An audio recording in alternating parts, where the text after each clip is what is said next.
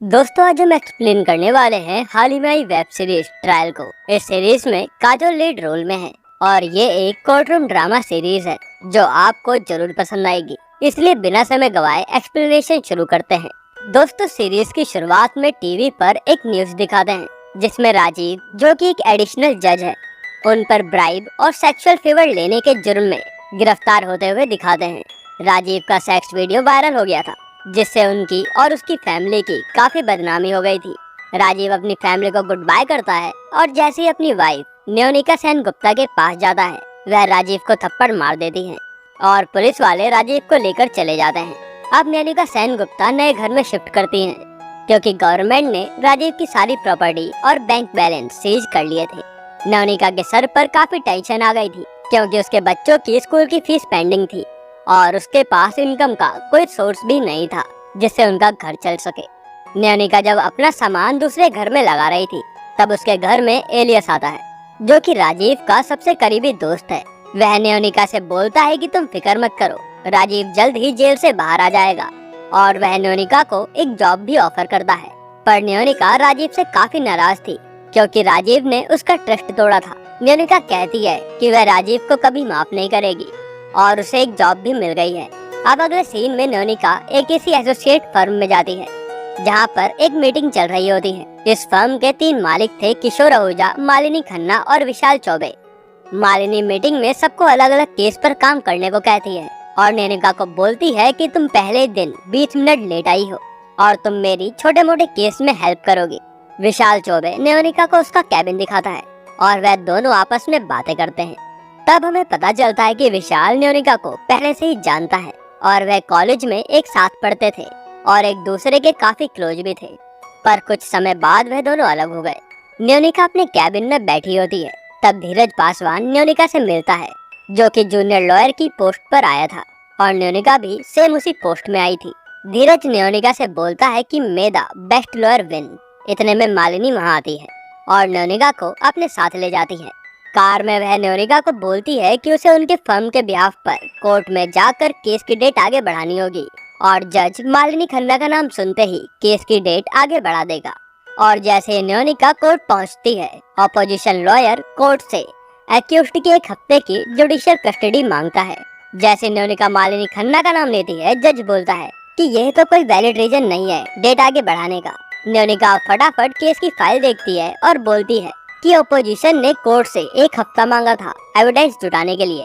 अब 5 हफ्ते हो गए हैं पर उन्हें एक्यूज्ड के खिलाफ कोई भी एविडेंस नहीं मिला और जब ओपोजिशन के पास हमारे खिलाफ कोई एविडेंस नहीं है तो हमारे क्लाइंट को कस्टडी में नहीं रखना चाहिए। जज न्योनिका की बात से एग्री करता है और जूही भाटिया को बेल दे देता है। मालिनी खन्ना को जब ये पता चलता है तो वह न्योनिका से काफी इनसिक्योर फील करती है क्योंकि उसने न्योनिका को तारीख आगे बढ़ाने को बोला था, पर उसने तो क्लाइंट को बेल ही करा दी, जिससे लोगों को लगेगा कि न्योनिका ने मालिनी की जगह केस ले लिया है। विशाल चौबे भी न्योनिका की काफी साइड ले रहा था, जिससे मालिनी थोड़ी अपसेट थी। न्योनिका अब जूही भाटिया की बेल के लिए जाती है और जूही अब केस के बारे में न्योनिका को बताती है कि मोहित, जो कि क्रिकेटर है, वह और मोहित आपस में एक दूसरे से बहुत प्यार करते थे, पर कुछ टाइम से उनके बीच काफी लड़ाइयाँ होने लगी थी। एक रात उनके बीच लड़ाई हुई और जूही दूसरे कमरे में सोने चली गई और मोहित ने बालकनी से कूदकर सुसाइड कर लिया। इसके बाद दक्ष राठौर, जो कि एक बहुत ही फेमस न्यूज एंकर है, उसने जूही भाटिया के ऊपर न्यूज चलाई और जूही को पुलिस वाले पकड़ ले गए।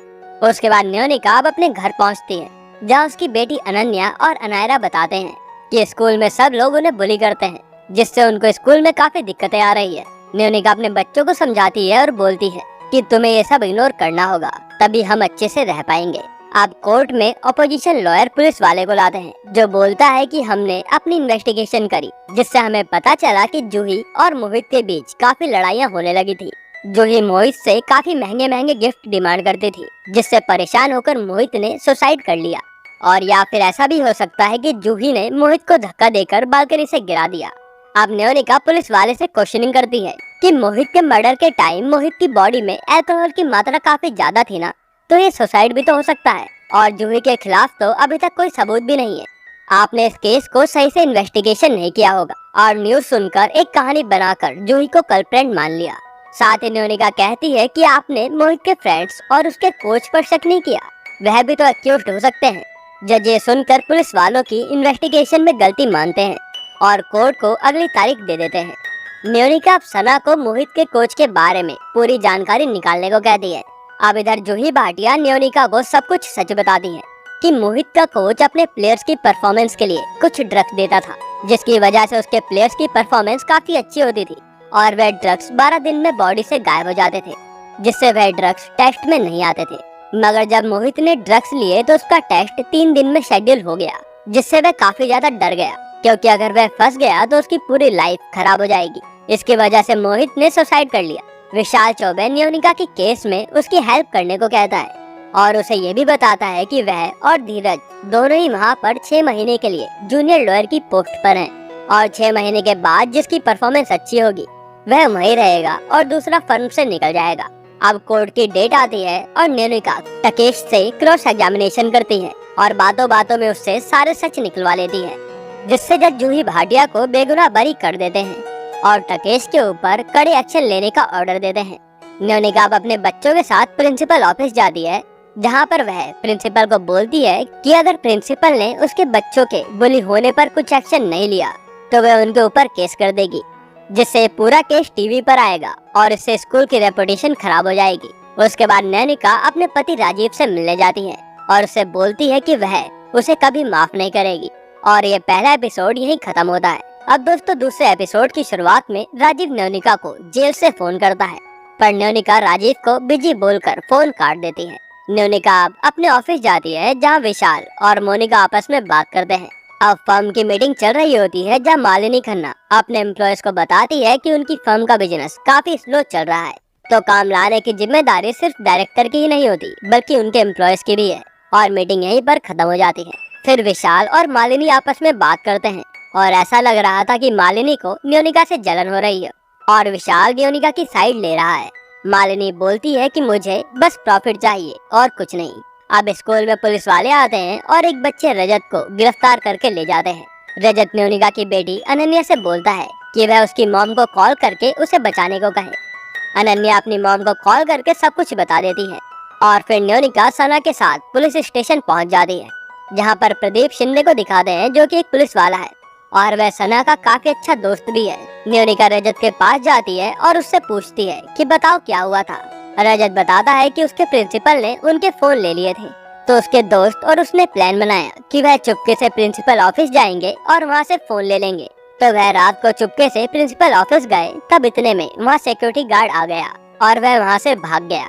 अब सब लोग बोल रहे हैं कि रजत ने सिक्योरिटी गार्ड का मर्डर कर दिया और इतने में ही रजत के मम्मी पापा भी पुलिस स्टेशन में आते हैं, जो कि न्योनिका को भी जानते थे।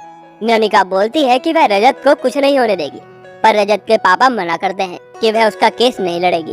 पर रजत की माँ बोलती है कि न्योनिका को लड़ने दो, क्योंकि रजत न्योनिका से बात करने में हिचकिचाएगा नहीं और रजत की फैमिली न्योनिका को उस केस के लिए अपना लॉयर बना लेती है। जब विशाल, न्योनिका और मालिनी साथ में जा रहे होते हैं, तब विशाल न्योनिका को थैंक यू बोलता है, क्योंकि न्योनिका फर्म के लिए काफी अच्छा बिजनेस लाई थी। रजत के माता पिता काफी अमीर हैं और वे अपने बच्चे को बचाने के लिए काफी अच्छा पैसा खर्च कर सकते हैं। अब न्योनिका बोलती है कि वह इस केस को नहीं लड़ेगी, क्योंकि रजत उसके बच्चे जैसा है। मालिनी तुरंत बोलती है कि वह इस केस का लॉयर धीरज को चुन लेते हैं और न्योनिका भी इस बात पर एग्री करती है और वह वहाँ से चली जाती है। तब मालिनी और विशाल आपस में बातें करते हैं कि उनके तीसरे पार्टनर किशोर आहूजा के क्लाइंट विजन मोटर ने कॉन्ट्रैक्ट एक्सटेंशन पर साइन नहीं किया और किशोर भी काफी टाइम से मिसिंग है।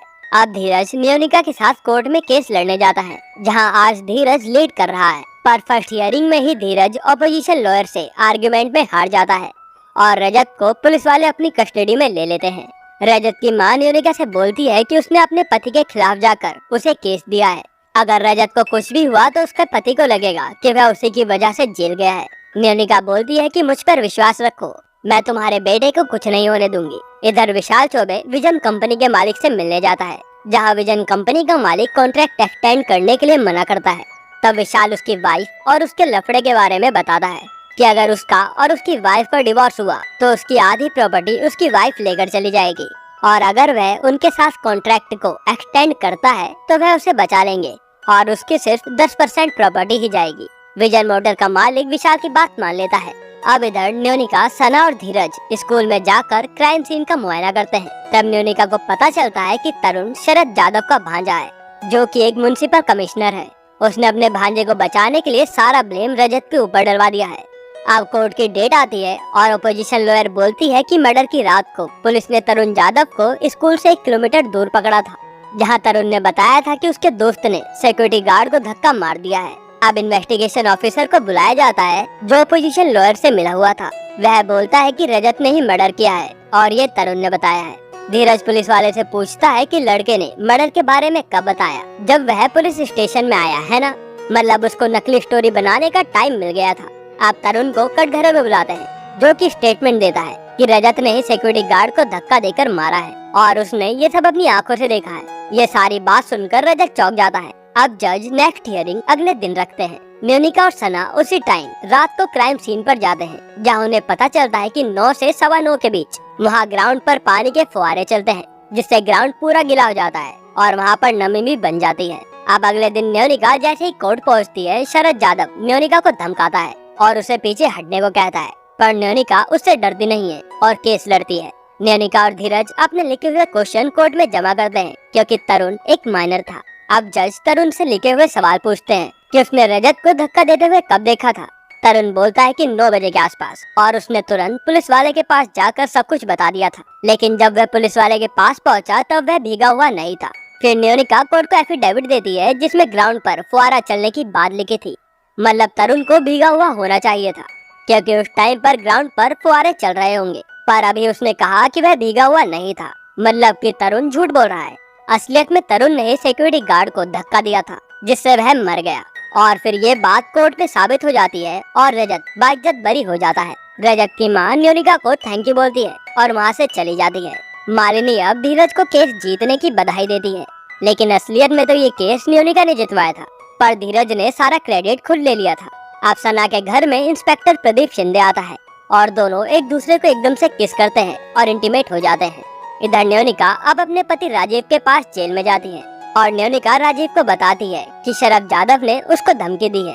राजीव बोलता है कि वह उसे जानता है और लगता है कि उसने ही राजीव का सेक्स टेप लीक किया है, वो भी आपसी दुश्मनी के कारण। शरद यादव न्योनिका के घर पर एक पेन ड्राइव भेजता है, जिसमें राजीव की और भी वीडियोस थी, और ये पेन ड्राइव न्योनिका की बेटियों को मिलती है और वह पेन ड्राइव को छुपा लेती हैं, क्योंकि उन्हें लगता है कि कोई उनके मम्मी पापा के बीच मिसअंडरस्टैंडिंग क्रिएट कर रहा है। अब जूही भाटिया न्योनिका को कॉल करती है और बोलती है कि दक्ष राठौड़ ने उस पर एक और एपिसोड बनाया है, जिससे सब लोग उसे मर्डरर बुला रहे हैं। न्योनिका को दक्ष पर काफी गुस्सा आता है और वह उस पर डिफेमेशन का केस कर देती है और यह एपिसोड यहीं पर खत्म हो जाता है। दोस्तों, 3rd एपिसोड में दक्ष राठौड़ को जूही भाटिया की तरफ से डिफेमेशन का लीगल नोटिस मिलता है और इस केस की लॉयर न्योनिका सेन गुप्ता थी। सीरीज में अब कोर्ट रूम दिखाते हैं, जहां विशाल चौबे और न्योनिका सेन गुप्ता मिस्टर डिकोस्टा की फैमिली की तरफ से केस लड़ रहे थे। सामने वाले लॉयर की क्लाइंट मिस्टर डिकोस्टा की नर्स थी, जो कि विल पे उसका नाम है ऐसा क्लेम कर रही थी। दोनों ही पार्टी कोर्ट में डिकोस्टा की एक विल प्रेजेंट करते हैं, जिसे देखकर जज बोलता है कि वह दोनों पार्टी के एविडेंस और आर्गुमेंट्स को सुनकर फैसला करेगा कि कौन सी विल वैलिड है, और जज केस को नेक्स्ट हियरिंग तक एडजर्न कर देता है। न्योनिका की बेटियां घर पर पेन ड्राइव में भेजी हुई फोटोज देखती हैं और उन्हें पता चलता है कि वह सारी फोटोज एडिटेड हैं। मतलब उनके पापा राजीव सेन गुप्ता को कोई बदनाम कर कर उनकी फैमिली को तोड़ना चाहता है। तब इतने में उनकी दादी आती है और वह लैपटॉप बंद करके सो जाते हैं। न्योनिका अब अपने घर पहुंचती है, जहां राजीव के दोस्त एलियस का फोन आता है और वह बोलता है कि राजीव 13 मार्च 2018 को उसके साथ था। अगर ऐसा कोई प्रूफ मिल जाए तो राजीव को ब्राइबरी चार्ज के अगेंस्ट रिलीफ मिल जाएगा। न्योनिका बोलती है कि वह प्रूफ ढूंढने की कोशिश करेगी। अब एक ऐसी फर्म में किशोर आहूजा की एंट्री होती है, जो उनकी कंपनी में 3 मालिक में से एक है। किशोर काफी टाइम से गायब था और वापस आते ही वह अपने साथ 2 लड़कियों को लाता है, जिन्हें वह मालिनी खन्ना को हायर करने के लिए कहता है। किशोर और उन दोनों लड़कियों ने मिलकर टेलीकॉम इंडस्ट्री के ऊपर PIL बनाई थी, जिसे फाइल करने के लिए वह न्योनिका को अपने कैबिन में बुलाकर बताता है और न्योनिका को टेलीकॉम इंडस्ट्री के खिलाफ PIL फाइल करने के लिए कहता है। अब हमें पता चलता है कि किशोर आहूजा एक फेमस लॉयर है, जिसने अपने टाइम पर काफी बड़े बड़े केस जीते हैं और उसी की वजह से उनकी फर्म को मैक्सिमम बिजनेस मिलता है।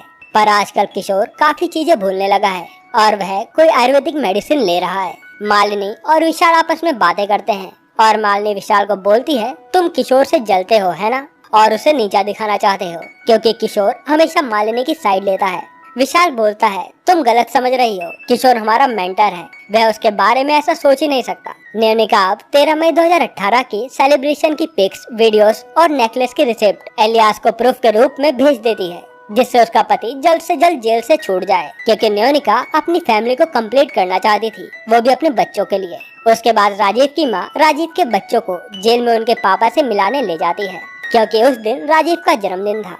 अब कोर्ट में न्योनिका मिस्टर डिकोस्टा के केस की नर्स का क्रॉस एग्जामिनेशन करती है। तब हमें पता चलता है कि मिस्टर डिकोस्टा और उस नर्स के बीच काफी करीबी रिलेशन थे और उसकी फैमिली ने उनसे कभी प्यार किया ही नहीं और उन्हें अकेला छोड़ दिया, जिसकी वजह से मिस्टर डिकोस्टा ने अपनी विल पर नर्स का नाम लिखा है। न्योनिका बोलती है कि उनके परिवार ने नर्स को हायर किया था पर नर्स ने उनके साथ विश्वासघात किया और मिस्टर डिकोस्टा को अपने प्यार के जाल में फंसाकर अपना विल पे नाम लिखवा लिया। इसके बाद आज का केस भी एडजर्न हो जाता है। अब न्योनिका रात में अपनी बेटी से बात करती है, तब उसे पता चलता है कि वह अपने पापा से मिलने उसकी दादी के साथ जेल गई थी, जिसे सुनकर न्योनिका अपनी सास को कॉल करती है और उनसे बोलती है कि आपको मुझे बताकर बच्चों को राजीव से मिलाना चाहिए था और फोन काट देती है। उसके बाद ऑफिस में न्योनिका को धीरज पासवान एक विल के पेपर देता है जो कि 6 साल पुरानी थी और उसमें सारी प्रॉपर्टी बच्चों के नाम थी। इसका मतलब सामने वाली पार्टी की विल झूठी है और अब न्योनिका सोचती है कि वह केस जीत सकते हैं और फिर किशोर न्योनिका को फिर से टेलीकॉम कंपनी के ऊपर PIL फाइल करने के लिए कहता है। उसके बाद कोर्ट में अब जूही भाटिया की डिफेमेशन डेट आ गई थी। न्योनिका बोलती है दक्ष राठौर ने उसके क्लाइंट जूही भाटिया को अपने टीवी चैनल पर डिफेम किया है, जिसकी वजह से उसके क्लाइंट को काफी मेंटल ट्रॉमा हुआ और वह कोर्ट से अपने क्लाइंट के लिए ब्लैंकेट इंजेक्शन मांगती है। दक्ष के लॉयर बोलती है कि उसके क्लाइंट ने अपने चैनल पर सिर्फ फैक्ट बताए हैं और डेमोक्रेसी रिपोर्टर को राइट देती है जनता को सच बताने का। जज दोनों पार्टी के आर्गुमेंट सुनकर बोलती है कि वह ब्लैंकेट इंजेक्शन तो नहीं दे सकती और डिफेंडेंट को 2 वीक एविडेंस जुटाने के लिए कहती है। अब न्योनिका और सना रात को पब में बातें कर रहे होते हैं, तब सना न्योनिका को बताती है कि जो विल उनको मिस्टर डिकोस्टा की फैमिली ने दी है उसका फोन हाल ही में लॉन्च हुआ है, मतलब उनकी विल झूठी है और नर्स सच बोल रही है। न्योनिका ये सारी बात जाकर अपने सर विशाल को बताती है। विशाल बोलता है कि नर्स ने सेटलमेंट के लिए 40 लाख रुपए मांगे हैं और फैमिली ने हाँ भी कर दी है। भले उनके क्लाइंट गलत हो पर उन्हें उन्हीं को डिफेंड करना है, सच को नहीं। अब न्योनिका घर जाकर किशोर की PIL फाइल कर देती है और वह किशोर की दवाई के बारे में सर्च करती है और तब उसे पता चलता है कि किशोर को भूलने की बीमारी है जिसके लिए वह दवाइयाँ लेता है। उसके बाद न्योनिका राजीव से मिलने के लिए जेल जाती है और वहीं पर उसकी और राजीव की लड़ाई हो जाती है क्योंकि राजीव न्योनिका को बोलता है कि वह आजकल विशाल के साथ काफी ज्यादा टाइम स्पेंड कर रही है और न्योनिका ये सुनकर गुस्से में वहाँ से चली जाती है। अब किशोर गुस्से में ऑफिस आता है और बोलता है कि वह नई फर्म खोलने जा रहा है क्योंकि विशाल ने उसके क्लाइंट मिशन मोटर को चुराया है और फिर फर्म के आधे एम्प्लॉयज किशोर के साथ चले जाते हैं और एपिसोड 3 यहीं पर खत्म हो जाता है। अब एपिसोड 4 की शुरुआत में न्योनिका और विशाल चौबे सिल्वर विस्टा बिल्डर से लोअर सेटलमेंट की बातें करते हैं, जिसमें वह गरीब वर्कर की तरफ से केस लड़ते हैं। सिल्वर विस्टा बिल्डर्स ने अपने वर्कर से डबल वर्क करवाया जिससे उनकी नींद पूरी नहीं हो पाई और उनकी कंस्ट्रक्शन साइट पर एक एक्सीडेंट हो गया जिससे काफी सारे वर्कर्स मारे गए। सिल्वर विस्टा बिल्डर की लॉयर सेटलमेंट के नाम पर वर्कर 1 लाख रुपए देने को कहती है जो कि काफी कम थे। न्योनिका और विशाल ये बात जाकर वर्कर की फैमिली को बताते हैं और वर्कर की फैमिली इस कंपनसेशन से खुश नहीं थी, उन्हें कम से कम 5 लाख रुपए चाहिए थे। बातों बातों में न्योनिका और विशाल को वर्कर की फैमिली से पता चलता है कि उनकी कंपनी में एक नहीं बहुत सारे प्रोजेक्ट मैनेजर हैं, जिसमें से एक मैनेजर अयाज अख्तर से उन्होंने कंपनसेशन मांगा था। तब न्योनिका और विशाल को केस में कुछ नया दिखता है और वह सिल्वर विस्टा बिल्डर से सेटलमेंट के लिए मना कर देते हैं। अब टीना, जिसकी राजीव के साथ सेक्स वीडियो वायरल हुई थी, वह टीवी शो पर आकर राजीव के खिलाफ गंदे गंदे स्टेटमेंट दे रही थी, जिसे न्योनिका की बेटियां अपने टीवी पर देख रही थी। तब एकदम से न्योनिका वहां आती है और अपनी बेटी को डांट कर रूम में जाने को कहती है। उसके बाद न्योनिका टीवी पर अपने पति और उसके बारे में स्टेटमेंट सुनकर काफी ज्यादा अपसेट होती है। अगले दिन कोर्ट में सिल्वर विस्टा बिल्डर्स का केस आता है। न्योनिका और विशाल कोर्ट से 3 दिन मांग लेते हैं क्योंकि उन्हें केस में 3 विटनेस मिले थे जिससे पूरा केस पलट सकता था। विशाल चौबे खुद केस से पीछे हट जाता है और नियोनिका और धीरज को केस लड़ने को बोलता है ताकि वह दोनों उनके फर्म के लिए एक अच्छे लॉयर बन सकें। अब नियोनिका केस को लीड करने लगती है और नियोनिका और धीरज को कुछ लोगों पर शक था, ऋचा भंडारी, प्रत्युष सैनी और अयाज अख्तर, जिनका वह क्रॉस एग्जामिनेशन भी करते हैं। नियोनिका तीनों से क्वेश्चनिंग करके उन्हें इन्वेस्टिगेट करती है ताकि उन्हें कुछ प्रूफ मिल सके, पर थोड़ी ही देर में उनका टाइम खत्म हो जाता है और क्रॉस एग्जामिनेशन अगले दिन के लिए टल जाता है। ऋचा भंडारी, जो कि सिल्वर विस्टा बिल्डर्स की एचआर थी, वह नियोनिका के पास आकर बोलती है कि उसे लग ही रहा था कि उनकी कंपनी कुछ गलत कर रही है। साथ ही ऋचा कहती है, तुम रोहिणी टावर के बारे में सर्च करो और किसी को ये मत बताना कि वह उनके पास आई थी। अगले दिन नियोनिका रोहिणी टावर के बारे में पता करके आती है और सीनियर इंजीनियर प्रत्युष से क्वेश्चनिंग करती है, क्योंकि प्रत्युष उस एक्सीडेंट के बारे में जानता था जिसे दबा दिया गया था। जैसे नियोनिका रोहिणी टावर के बारे में बोलती है, वह घबरा जाता है, पर सिल्वर विस्टा बिल्डर्स की लॉयर जानबूझकर नियोनिका को टीना नाम से बुलाती है, जिससे नियोनिका गुस्से में पागल हो जाती है और फिर दोनों लॉयर्स में आर्गुमेंट होने लगते हैं, जिसे देखकर जज गुस्से में हियरिंग को एडजर्न कर देता है। उसके बाद धीरज मालिनी को जाकर एडजर्न के बारे में बताता है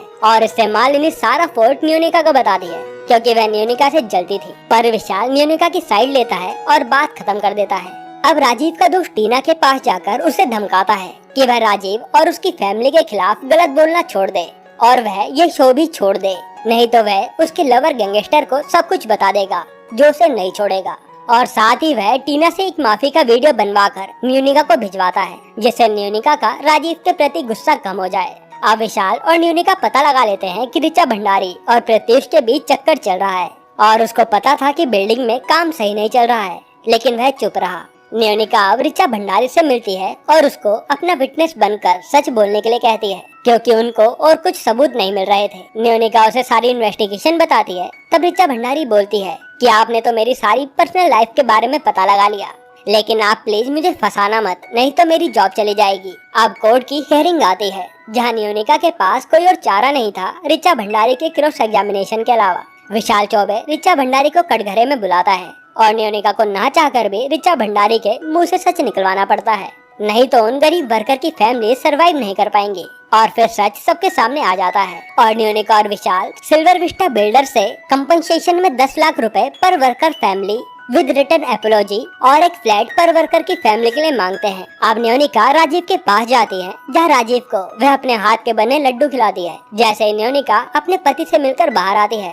तब नियोनिका को फोन आता है कि जूही भाटिया ने सुसाइड किया है, जिसकी वजह से वह आईसीयू में भर्ती है। और जूही के सुसाइड करने की वजह दक्ष राठौर है, जिसने जूही पर एक और एपिसोड बनाया और फिर 4th एपिसोड यहीं खत्म हो जाता है। दोस्तों, एपिसोड 5 की शुरुआत में हमें पता चलता है कि आज राजीव सेन गुप्ता की हियरिंग है, जहां उसे बेल मिल सकती है।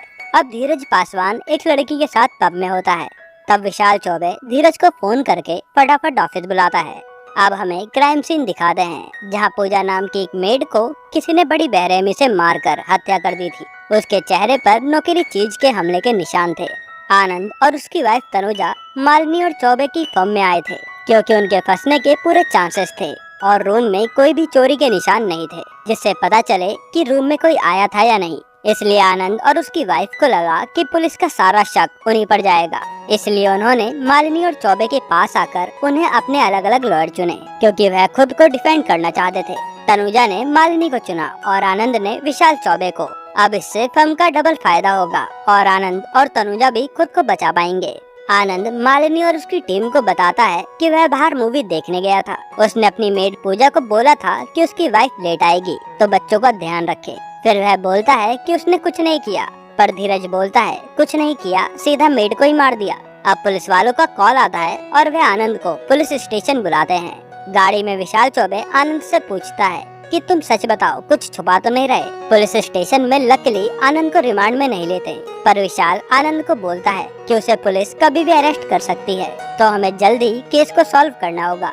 सना पूजा के बॉयफ्रेंड के पास जाती है। वह पूजा का बॉयफ्रेंड बताता है कि पूजा का मालिक आनंद बहुत हरामी है। वह पूजा को गलत तरीके से टच करता था, जिसकी वजह से वह उसे मारना चाहता था, पर पूजा को जॉब की जरूरत थी, इसलिए उसने उसे कुछ नहीं कहा। नियोनिका विशाल चौबे से परमिशन लेकर अपने पति राजीव की केस की हियरिंग में जाती है। विशाल और धीरज आनंद के किसी प्रोजेक्ट पर काम करने के बारे में उससे पूछते हैं। तब वह बताता है कि उसका एक 1 BHK फ्लैट है, जहाँ वह म्यूजिक कंपोज करता है और उसके पास प्रोफेशनल सिंगर को देने के लिए पैसे नहीं थे, तो वह पूजा से गाना गवाता था क्योंकि वह काफी अच्छा गाती थी और उसके बदले में पूजा को पैसे मिल जाते थे। अब कोर्ट का सीन आता है जहाँ शरद जाधव राजीव को हियरिंग से पहले मिलता है। उनके बीच बातचीत होती है। तब ऐसा लग रहा था कि शरद राजीव को जेल से बाहर आने ही नहीं देना चाहता हो। अब कोर्ट में राजीव सेन गुप्ता की बेल की हियरिंग आगे बढ़ जाती है और कोर्ट के बाहर न्योनिका शरद से मिलती है। तब हमें पता चलता है कि न्योनिका के घर पर राजीव की अश्लील वीडियो शरद भेज रहा था,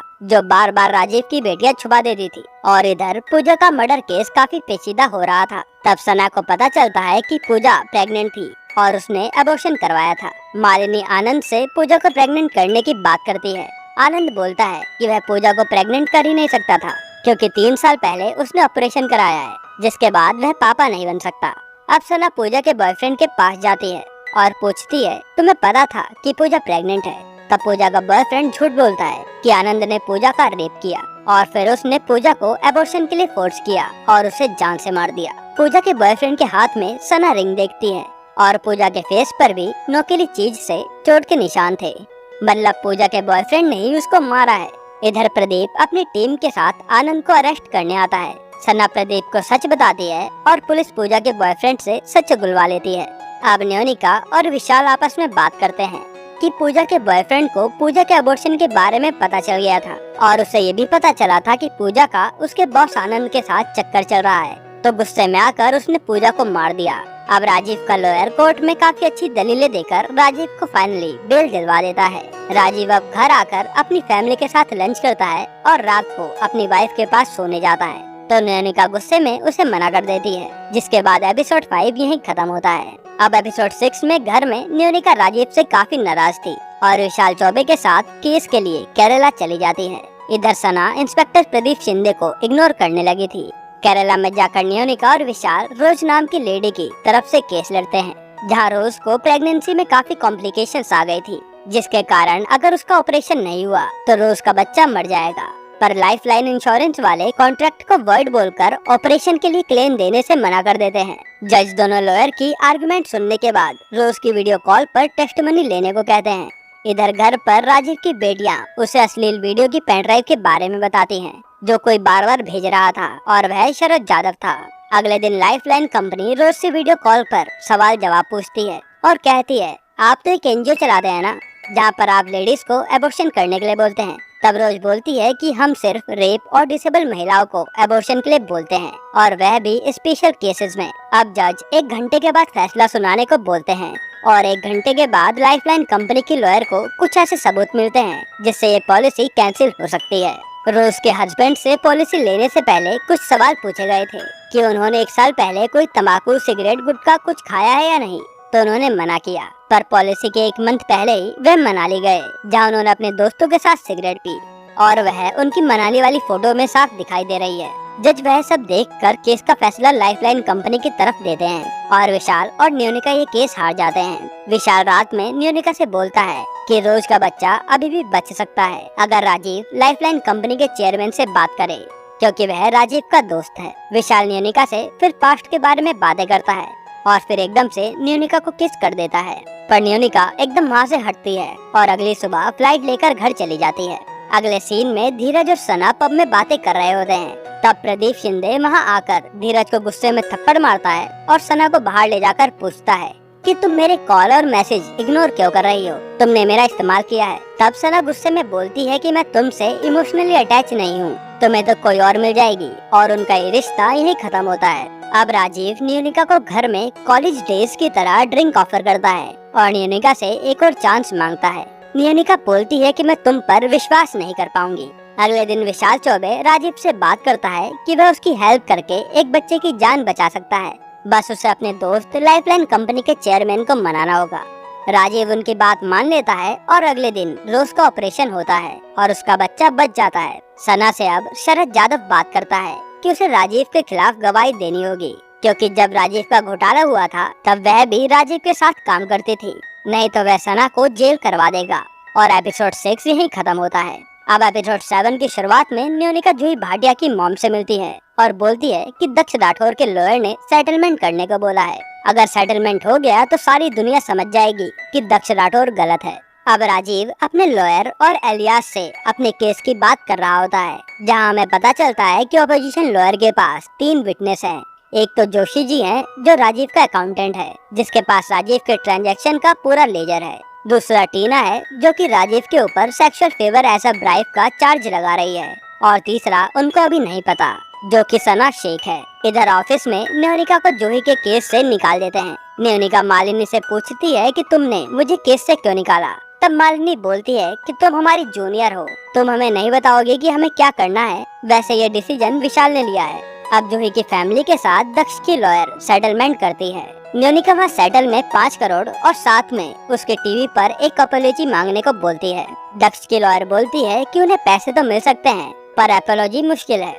तब दक्ष राठौर वहाँ आता है और बोलता है कि यह मेरी मेहनत की कमाई है, जो तुम ऐसे ही उड़ा रही हो। मैं एक 40 कौड़ी नहीं देने वाला। और दक्ष ने एक नया लॉयर हायर किया था, जो कि किशोर आहूजा था। मालिनी को जैसे ये बात पता चलती है कि किशोर आहूजा दक्ष राठौर को डिफेंड कर रहा है, वह काफी गुस्सा होती है और न्योनिका को बोलती है कि तुमने हमें प्रूव किया है कि तुम कितनी अच्छी लॉयर हो। और वह कहती है कि जूही भाटिया का केस अब तुम ही लड़ो, और अगर कोई भी हेल्प चाहिए हो तो मुझे बताना। अब कोर्ट में किशोर आहूजा दक्ष राठौर को डिफेंड करता है। न्योनिका दक्ष से सवाल पूछती है। तब दक्ष बोलता है कि उसने सिर्फ अपना ओपिनियन दिया है और रिपोर्टर को अपना ओपिनियन रखना लॉ में अलाउड है। इधर धीरज पासवान ऑफिस में सबको अपनी तरफ कर रहा था कि जूनियर लॉयर की पोस्ट के लिए सब उसका नाम ले, क्योंकि अब 6 महीने होने वाले थे।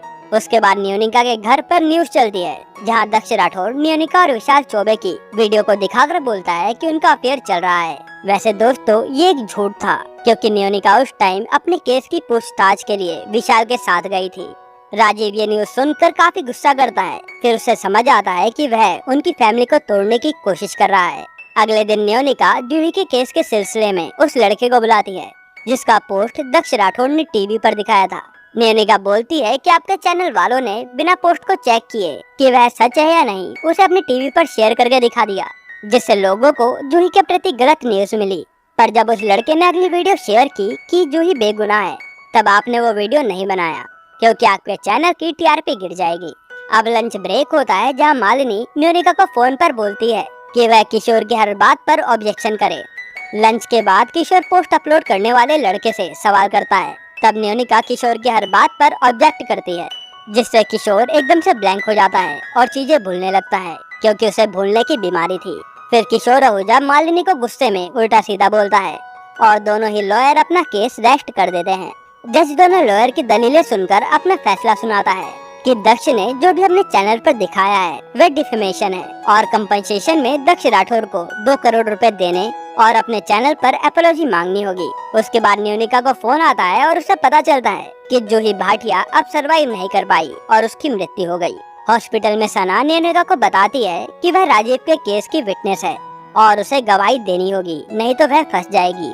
और इधर केरला वाले इंसिडेंट के लिए विशाल चौबे अब न्योनिका से माफी मांगता है और न्योनिका उसे माफ कर देती है। अब राजीव का लॉयर राजीव को कॉल करके बोलता है कि वह डर गया है और उसका केस वह नहीं लड़ सकता। फिर न्योनिका और राजीव उसका केस लेकर उनकी फर्म में जाते हैं और एपिसोड 7 यहीं खत्म होता है। अब एपिसोड 8 और फाइनल एपिसोड की शुरुआत होती है, जहां राजीव सेन गुप्ता का लॉयर विशाल चौबे कोर्ट में कुछ टाइम मांगता है, क्योंकि उन्होंने केस अभी लिया था। और जज विशाल को 1 वीक का टाइम दे देते हैं और बोलते हैं कि इसके बाद आपको कोई भी एक्सटेंशन नहीं मिलेगा। अगली हियरिंग में विशाल टीना को कटघरे में बुलाता है और बोलता है कि तुम्हारा असली नाम तो लतिका कारा रहा है। तुमने हाल ही में अपना एक बैंक अकाउंट क्लोज किया है, जिसके अकाउंट डिटेल विशाल चौबे जज को देता है और बोलता है कि टीना ने राजीव को सर्विस दी, जिसके बदले राजीव ने उसको पैसे दिए, जो कि अकाउंट डिटेल्स में साफ पता चल रहा है। टीना बोलती है कि मिस्टर जोशी ने उसे पैसे दिए थे, तो विशाल चौबे बोलता है कि मुझे पता है कि जोशी जी ने आपको पैसे दिए हैं, पर वह तो आप दोनों के बीच की बात है। मेरे क्लाइंट ने आपको सर्विस के लिए पैसे दिए, तो वह सेक्सुअल ब्राइब में नहीं आएगा। अगले दिन कोर्ट में शरद यादव का लॉयर बोलता है कि उनका विटनेस उन्हें नहीं मिल रहा है। तब हमें दिखाते हैं कि न्योनिका और राजीव का दोस्त एलियास राजीव के अकाउंटेंट से मिलकर बोलते हैं कि अगर उसने राजीव के खिलाफ गवाही दी तो राजीव तो केस हार जाएगा, पर एलियास उस अकाउंटेंट के ऊपर मनी लॉन्ड्रिंग का इल्जाम लगा देगा और उस पर केस कर देगा, जिससे उसे जेल होगी। न्योनिका अकाउंटेंट को देश छोड़कर जाने के लिए पासपोर्ट देती है और वह अकाउंटेंट बोलता है कि भले ही मैं चला जाऊं, पर राजीव के और भी दुश्मन हैं, अब कोर्ट में शरद के लॉयर सना को कटघरे में बुलाते हैं। सना राजीव के खिलाफ कुछ नहीं बोलती क्योंकि राजीव का अकाउंटेंट भाग गया था, इसका मतलब वह भी बच जाएगी। अब जज राजीव के ऊपर सारे केस खारिज कर देते हैं, जिससे वह बाइज्जत बरी होता है। अब नियोनिका के ऑफिस में डिसीजन का टाइम आता है कि जूनियर लॉयर की पोस्ट धीरज को मिलेगी या नियोनिका को। धीरज की भले ही वर्किंग आवर नियोनिका से ज्यादा थे, पर नियोनिका को जॉब मिलती है क्योंकि मालिनी और विशाल की फर्म काफी लॉस में थी और राजीव के दोस्त एलियास की वजह से उन्हें काफी हाई प्रोफाइल केस मिलेंगे और इससे उनकी फर्म को काफी प्रॉफिट होगा। धीरज नियोनिका से बात करता है और बोलता है कि उसे इस जॉब की काफी जरूरत थी क्योंकि वह गरीब फैमिली से आता है, मगर तुम्हारे जैसे अमीर लोग अपनी पोजीशन का फायदा उठाकर हम जैसे गरीब लोगों को दबा देते हैं। तब नियोनिका बोलती है कि संघर्ष सबकी लाइफ में होता है, पर हम उसे एक्सक्यूज नहीं बनाते जो कि तुम बना रहे हो। उसके बाद शरद जाधव अब धीरज से मिलकर बात करता है और उसे अपने साथ कर लेता है। राजीव सेन गुप्ता अब अपने केस के बाद काफी पॉपुलर हो गया था, तो वह पॉलिटिक्स ज्वाइन करने के लिए प्रेस कॉन्फ्रेंस में नियोनिका के साथ जाता है, पर नियोनिका उसे पॉलिटिक्स ज्वाइन करने के लिए मना करती है। विशाल चौबे नियोनिका को फोन कर आई लव यू बोलता है। नियोनिका बोलती है ठीक है, प्यार करना आसान है पर निभाना काफी मुश्किल। वह कहती है कि अगर वह हाँ करती है तो क्या जिंदगी जीने के लिए तुम्हारे पास कोई फ्यूचर प्लान है, अगर हो तो बताना, और वह फोन काट कर स्टेज पर चली जाती है। फिर विशाल चौबे नियोनिका को वॉइस मैसेज भेजता है कि वह उससे प्यार करता है और उसके पास फ्यूचर प्लान भी है, और वह उसमें बोलता है कि अगर तुम्हें रिजेक्ट करना ही है तो वह वॉइस मैसेज डिलीट कर दे और वे हमेशा दोस्त रहेंगे। ये मैसेज एलियास देखकर डिलीट कर देता है और राजीव पॉलिटिक्स ज्वाइन कर लेता है और ये सीरीज यहीं खत्म होती है।